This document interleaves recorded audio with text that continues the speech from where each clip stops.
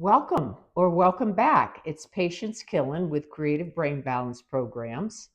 Some of you may have been with me for my last series, Make Miracles Every Day, Elevate Your Daily Outlook. And that was inspired by the Course in Miracles, that a miracle is simply a shift in perception. And that deals with perspectives and tools and tips to change your perspective, because how you look at things is how you live your life. So I welcome you to go to my website or the Facebook page, creativebrainbalanceprograms.com, and take a look at that. Now, today I'm starting a new series, Embrace Your Natural Drive to Thrive. Tap into creativity and unleash your vitality. So that sounds pretty good too for a good life. This one was inspired by Daniel Pink. He's written a number of books.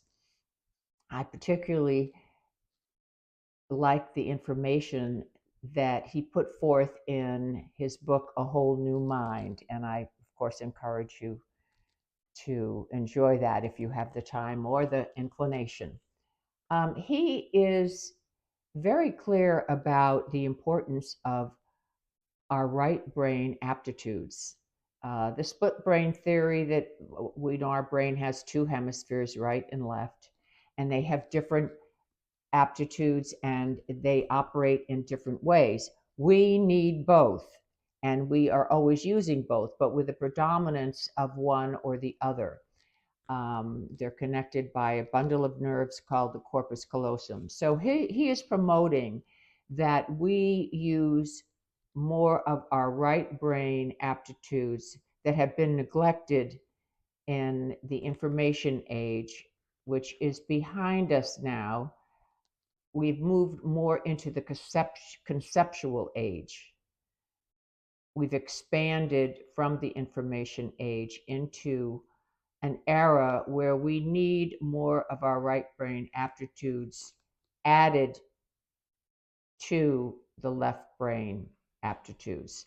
And I do have some printables that you can download, and here is a brain chart. Just briefly, right brain, if you remember, just very simply, the right brain operates in pictures. It's always integrating, searching around for disparate parts to bring things together, to synthesize. The left brain is words, and that is the way it operates, and it separates and analyzes things. That is the way it collates, very organizational. But once again, you can download this and print it. So anyway, let's get started. So Daniel Pink has broken it down into 6 categories that if we focus on them and understand them and do practices to hone the skills within these 6 aptitudes, we certainly will enhance the quality of our lives and thrive. Okay, the 6 aptitudes, here they are: design, story, symphony, empathy, play, and meaning. And I will delve into the design in a minute. Just as an overall quote, I'd like to say that, Einstein, he was very clear when he said, imagination is more important than knowledge. And imagination and putting together new ways of being and invention are all part of the same mix. Um, there's been massive research that the arts can change our biology and our physiology. And of course, design is in that realm of aesthetics and arts. Um, we are wired for pleasure. And we also are feeling human beings. Feelings aren't good or bad. Feelings are what tell us we are in the world. Feelings will always be. That's what lets us know that we are human. The management of the feelings is what is most important, but we will not stop the feelings.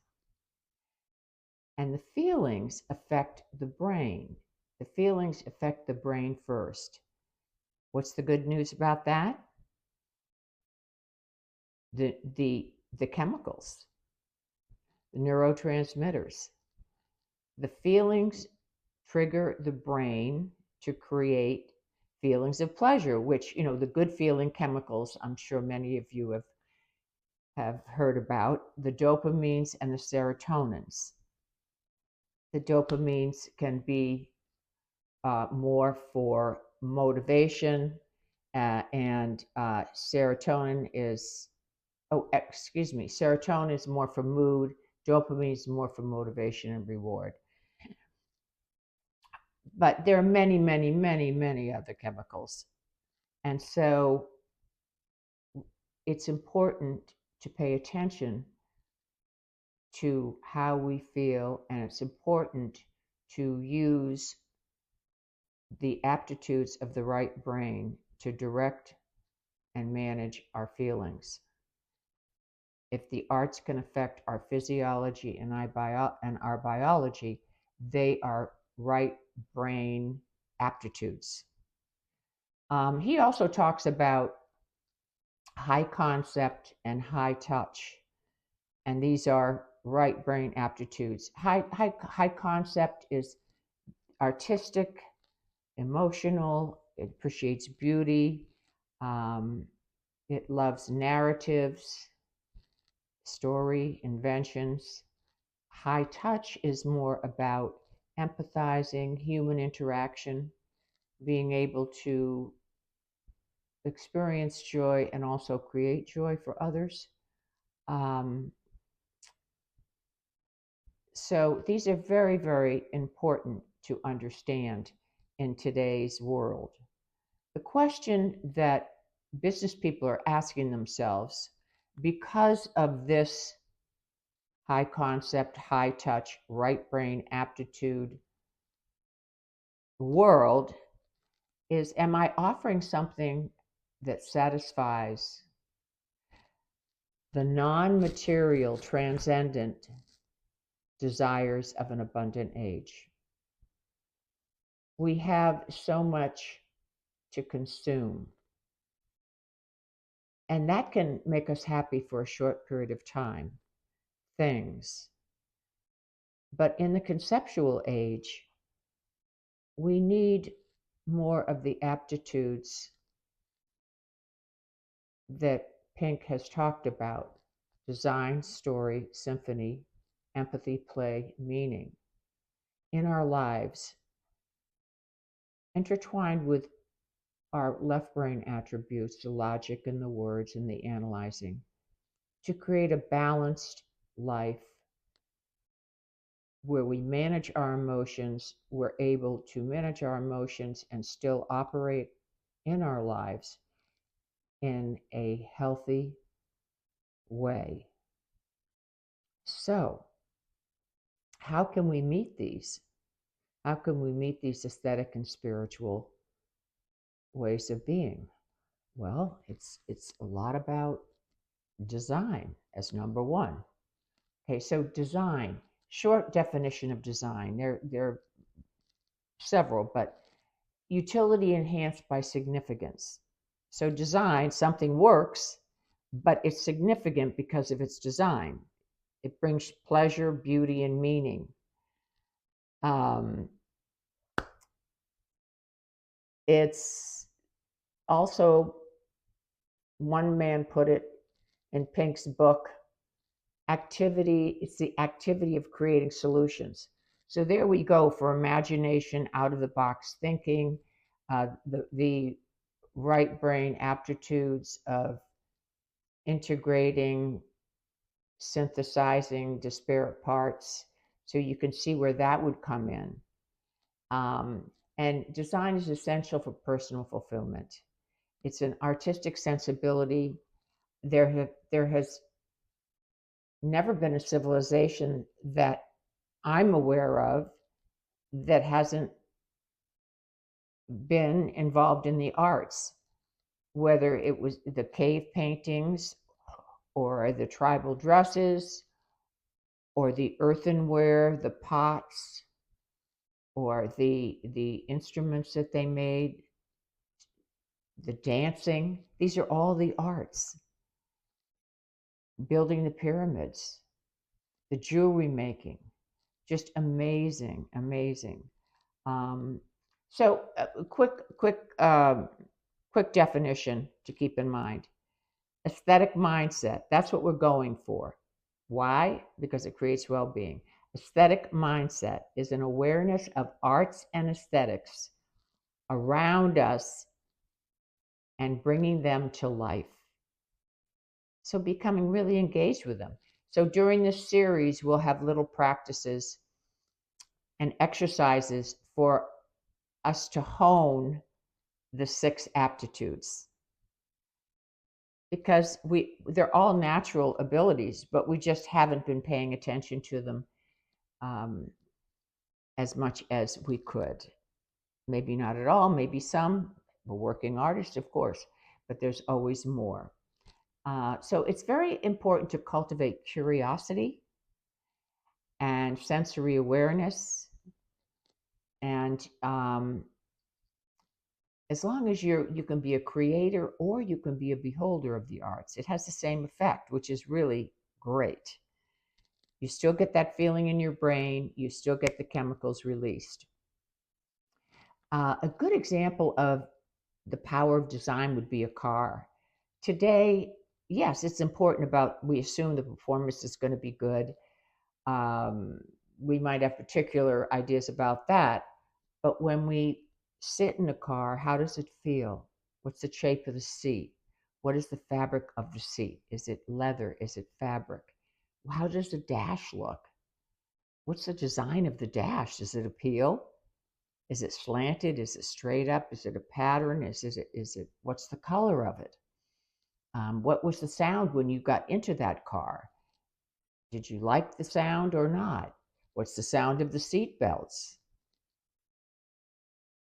When you walk up to the car, most people know, oh, I like that, unless there's something inside they don't like that turns them negative on it. You want to walk up to your car and go, I like that car. I like the shape. I like the color. It makes me feel good. There you go. Good feeling chemicals. Same thing with phones, phone covers. So business needs to be very creative and think out of the box and appeal to the aesthetic sense, to the design sense within all of us.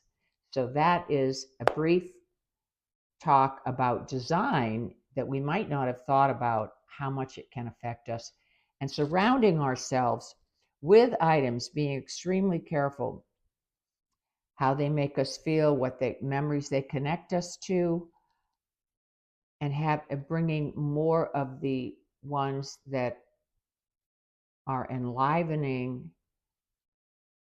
interesting to us, to surround us, and deleting, getting rid of the ones that are unsettling, because it's important for the quality of our life. So, a few exercises here. First of all, I always say loosen up, get in the right side of your brain. Mindfulness is a big one. Mindfulness is just about the arts: movement, dance, meditate, breathe, yawn, scribble, draw, journal, touch the pen, move your hands, color, collage, all of that. That's all somatic, it's all art-based. So the mindfulness is what is emphasized today, and it's what we're talking about here. He just does not use that term. So think of an item in your daily life that you think could be improved, that's poorly designed, or you, as far as function, or you don't like how it looks, and just redo it and improve it. Do some sketching, actually do a hands-on with something. Might be something in the kitchen. Another thing is come up with an item that would help you move forward in life. Perhaps it's a reminder of something. Once again, go back to your senses. Maybe you need a hook in a certain place. Maybe you need a visual before you go out the door. Maybe when you get in your car, you need a motion sensor that reminds you to go back and get something that you need for your business or for your health, vitamins, or your gym pass. But create something that will support you and create a habit for you, but that you've come up with it and you like the design. And once again, think senses, and make it fun. Make it fun. Another thing is just go to a newsstand and breeze through design magazines or buy a couple. And you don't have to spend a lot of time on them, but it'll jiggle up your imagination, and you'll start to notice what really is supportive of your mood and what leaves you flat or even negative. And this is honing your design aptitude. So you'll be much more conscious of design. And carry a little notebook or talk into your phone, and record when you notice a bad design, a good design, and why. That's it. That's design. Have fun honing your design aptitude. And I'll be back. Thank you.